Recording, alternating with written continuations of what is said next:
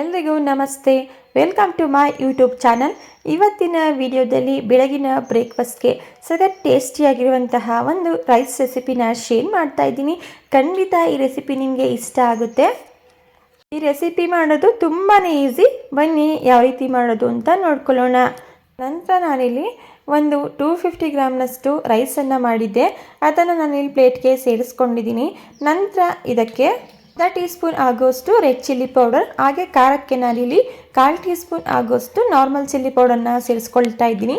ನೀವು ನಿಮ್ಮ ಖಾರಕ್ಕೆ ಅನುಗುಣವಾಗಿ ನೋಡಿ ಸೇರಿಸ್ಕೊಳ್ಳಿ. ಇದ್ರ ಜೊತೆಗೆ ಸ್ವಲ್ಪ ಅರಿಶಿಣದ ಪುಡಿ ಹಾಗೆ ಸ್ವಲ್ಪ ಕರಿಬೇವಿನ ಸೊಪ್ಪನ್ನು ಸೇರಿಸ್ಕೊಂಡು ಇದೆಲ್ಲ ಪದಾರ್ಥಗಳು ರೈಸ್ ಜೊತೆ ಚೆನ್ನಾಗಿ ಹೊಂದ್ಕೋಬೇಕು. ಆ ರೀತಿ ಇದನ್ನು ಕೈಯಲ್ಲಿ ಮಿಕ್ಸ್ ಮಾಡ್ಕೊಳ್ತಾ ಇದ್ದೀನಿ. ನೋಡಿ, ಈ ರೆಸಿಪಿನ ಮಾಡಬೇಕು ಅಂತ ಹೇಳಿದ್ರೆ ನೀವು ರಾತ್ರಿ ಉಳಿದಿರುವಂತಹ ಅನ್ನದಿಂದನೂ ಸಹ ಮಾಡ್ಕೋಬೋದು. ಬಿರಿಯಾನಿಗಿಂತಲೂ ತುಂಬಾ ಟೇಸ್ಟಿಯಾಗಿರುತ್ತೆ. ಟೇಸ್ಟಲ್ಲಿ ಯಾವುದೇ ರೀತಿಯ ಕಾಂಪ್ರಮೈಸ್ ಇರೋದಿಲ್ಲ. ಈಗ ನೋಡಿ, ಈ ಎಲ್ಲ ಪದಾರ್ಥಗಳನ್ನು ನಾನು ಮಿಕ್ಸ್ ಮಾಡ್ಕೊಂಡಿದ್ದೀನಿ. ನಂತರ ನಾನಿಲ್ಲಿ ಗ್ಯಾಸ್ ಸ್ಟವ್ನ ಆನ್ ಮಾಡಿ ಒಂದು ಬಾಣಲಿ ಇಟ್ಕೊಂಡಿದ್ದೀನಿ. ಬಾಣಲಿ ಬಿಸಿ ಆಗಿದ ನಂತರ 1 ಟೇಬಲ್ ಸ್ಪೂನ್ ಆಗೋಷ್ಟು ಎಣ್ಣೆನ ಸೇರಿಸ್ಕೊಳ್ತಾ ಇದ್ದೀನಿ. ಆಯಿಲ್ ಬಿಸಿ ಆಗಿದ ನಂತರ ಇದಕ್ಕೆ 1 ಟೀ ಸ್ಪೂನ್ ಆಗೋಷ್ಟು ಶೇಂಗಾ ಹಾಗೆ ಅರ್ಧ ಟೀ ಸ್ಪೂನ್ ಆಗುವಷ್ಟು ನಾನಿಲ್ಲಿ ಕಡಲೆಬೇಳೆನ ಸೇರಿಸ್ಕೊಂಡು ಲೋ ಫ್ಲೇಮಲ್ಲಿ ಕಡಲೆಬೇಳೆ ಮತ್ತು ಶೇಂಗಾ ಬೀಜ ಕ್ರಿಸ್ಪಿ ಆಗಬೇಕು, ಹಾಗೆ ಕಲರ್ ಚೇಂಜ್ ಆಗಬೇಕು. ಅಲ್ಲಿವರೆಗೂ ಇದನ್ನು ಲೋ ಫ್ಲೇಮಲ್ಲೇ ಇಟ್ಟು ಚೆನ್ನಾಗಿ ಫ್ರೈ ಮಾಡ್ಕೊಳ್ಳೋಣ. ಸಿದಿಸ್ಕೊಳ್ಳೋದಕ್ಕೆಲ್ಲ ಹೋಗಬೇಡಿ, ಆದಷ್ಟು ಲೋ ಫ್ಲೇಮಲ್ಲೇ ಇಟ್ಟು ಇದನ್ನು ಫ್ರೈ ಮಾಡ್ಕೊಳ್ಳಿ. ಈಗ ಕಡಲೆಬೇಳೆ ಮತ್ತು ಶೇಂಗಾ ಬೀಜ ಫ್ರೈ ಆಗಿದೆ. ನಂತರ ಇದಕ್ಕೆ ಅರ್ಧ ಟೀ ಸ್ಪೂನ್ ಆಗೋಷ್ಟು ಸಾಸಿವೆ ಹಾಗೆ ನಾನಿಲ್ಲಿ 2 ಒಣಮೆಣಸಿನ್ಕಾಯಿನ ಮುರಿದು ಸೇರಿಸ್ಕೊಳ್ತಾ ಇದ್ದೀನಿ.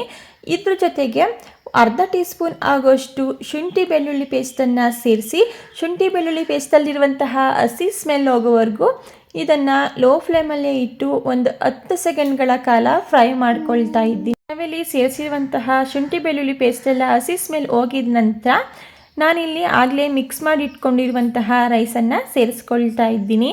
ನೀವು ಬೆಳಗ್ಗೆ ಎದ್ದು ತಡ ಆಗಿದ್ರೂ ಪರವಾಗಿಲ್ಲ, ಒಂದು 10 ನಿಮಿಷದಲ್ಲಿ ಈ ರೆಸಿಪಿನ ಮಾಡ್ಕೋಬೋದು. ಹಾಗೆ ತುಂಬಾ ಟೇಸ್ಟಿಯಾಗಿರುವಂತಹ ರೆಸಿಪಿ ಇದು. ಎಲ್ಲರೂ ತುಂಬಾ ಇಷ್ಟಪಟ್ಟು ತಿಂತಾರೆ. ಮಾಡದೆ ಟ್ರೈ ಮಾಡಿ ನೋಡಿ, ನೀವೇ ಕಮೆಂಟ್ಸ್ ಮಾಡ್ತೀರಾ, ಅಷ್ಟು ಸೂಪರಾಗಿರುತ್ತೆ. ನೋಡಿ, ನಾವು ಮಿಕ್ಸ್ ಮಾಡಿ ಇಟ್ಕೊಂಡಿರುವಂತಹ ರೈಸ್ನ ಸೇರಿಸ್ಕೊಂಡಿದ ನಂತರ ಒಗ್ಗರಣೆ ಜೊತೆ ಚೆನ್ನಾಗಿ ಮಿಕ್ಸ್ ಆಗಬೇಕು. ಫ್ಲೇಮ್ನ ಮೀಡಿಯಮ್ ಫ್ಲೇಮಲ್ಲಿಟ್ಟು 1-2 ನಿಮಿಷಗಳ ಕಾಲ ಚೆನ್ನಾಗಿ ಮಿಕ್ಸ್ ಮಾಡ್ಕೊಳ್ಳಿ.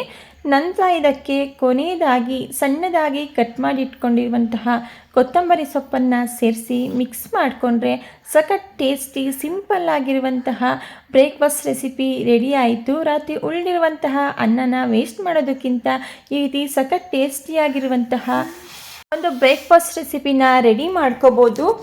ಆಲ್ರೆಡಿ ನನ್ನ ಚಾನಲ್ನಲ್ಲಿ ಇನ್ಸ್ಟೆಂಟಾಗಿ ಮಾಡ್ಕೋಬೋದಂತಾದ ಬ್ರೇಕ್ಫಾಸ್ಟ್ ರೆಸಿಪಿಗಳು ಅಪ್ಲೋಡ್ ಆಗಿದೆ. ನಿಮಗೆ ಇಂಟ್ರೆಸ್ಟ್ ಇತ್ತು ಅಂತ ಹೇಳಿದ್ರೆ ನೀವು ಒಂದ್ಸಲ ಹೋಗಿ ಚೆಕ್ ಮಾಡ್ಕೊಳ್ಳಿ. ಓಕೆ ಫ್ರೆಂಡ್ಸ್, ನೋಡಿದ್ರಲ್ವಾ ಎಷ್ಟು ಈಸಿಯಾಗಿ ಇನ್ಸ್ಟೆಂಟಾಗಿ ಒಂದೊಳ್ಳೆ ರೆಸಿಪಿನ ಮಾಡ್ಕೋಬೋದು ಅಂತ ಹೇಳಿ. ರೆಡಿಯಾಗಿರುವಂತಹ ಈ ರೈಸ್ ಬ್ರೇಕ್ಫಾಸ್ಟ್ನ ನಾನಿಲ್ಲಿ ಒಂದು ಪ್ಲೇಟ್ಗೆ ಸರ್ವ್ ಮಾಡ್ಕೊಳ್ತಾ ಇದ್ದೀನಿ. ಟೇಸ್ಟಲ್ಲಿ ನೋ ಕಾಂಪ್ರಮೈಸ್. ಅದಂತೂ ತುಂಬಾ ಸಿಂಪಲ್, ರುಚಿಯಂತೂ ಅದ್ಭುತವಾಗಿರುತ್ತೆ. ರೈಸ್ ಬ್ರೇಕ್ಫಾಸ್ಟ್ ರೆಸಿಪಿ ನಿಮಗೆ ಇಷ್ಟ ಆಗಿದೆ ಅಂತ ಭಾವಿಸ್ತಾ ಇದ್ದೀನಿ. ನಿಮಗೇನಾದರೂ ಈ ವಿಡಿಯೋ ಇಷ್ಟ ಆಗಿದ್ದರೆ ವಿಡಿಯೋಗೆ ಒಂದು ಲೈಕ್ ಮಾಡಿ. ಇದೇ ರೀತಿ ಸಿಂಪಲ್ ಹಾಗೂ ಟೇಸ್ಟಿ ರೆಸಿಪಿಗಳಿಗಾಗಿ ದಯವಿಟ್ಟು ಚಾನಲ್ನ ಸಬ್ಸ್ಕ್ರೈಬ್ ಮಾಡಿಕೊಂಡು ಚಾನಲ್ಗೆ ಸಪೋರ್ಟ್ ಮಾಡಿ. Thank you for watching. ಮತ್ತೊಂದು ಹೊಸದಾದ ರೆಸಿಪಿಯೊಂದಿಗೆ ಮರಳಿ ಸಿಗೋಣ. ಹಾಗೆ ಈ ರೆಸಿಪಿನ ಟ್ರೈ ಮಾಡಿ ಹೇಗೆ ಬಂತು ಅಂತ ಹೇಳಿ ಮಿಸ್ ಮಾಡದೆ ಕಮೆಂಟ್ ಮಾಡಿ.